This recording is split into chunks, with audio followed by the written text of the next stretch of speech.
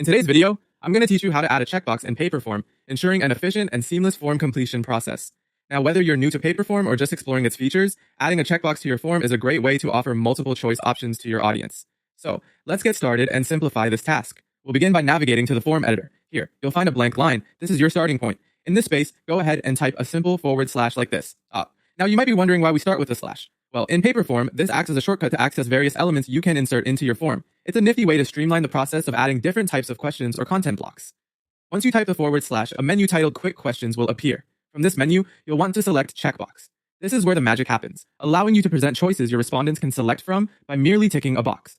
After choosing the checkbox option, it's time to define what your options will be. Think about the kind of information you want to gather. Will it be preferences, selections, or perhaps feedback? List each option clearly to ensure your respondents understand exactly what is being asked. Next, you'll want to make sure that the Can Choose More Than One answer toggle is switched on. You might ask, why is this step crucial? Well, this setting is what allows your respondents to select multiple options, rather than restricting them to just one.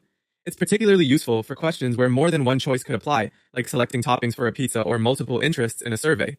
As a helpful tip, always consider previewing your form from a respondent's perspective. This way, you can verify that the options are clear, the layout is appealing, and everything functions as intended.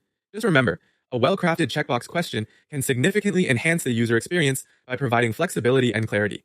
And there you have it. You've successfully added a checkbox to your paper form, enabling your respondents to easily select their preferences. Feel free to experiment with different configurations and layouts to see what works best for your needs. Thank you for joining me in this tutorial. Don't forget to explore further customization options within Paperform to make your forms even more engaging and intuitive. If you found this video helpful, be sure to like and subscribe for more tips and tricks on how to make the most of your online forms. Happy form building!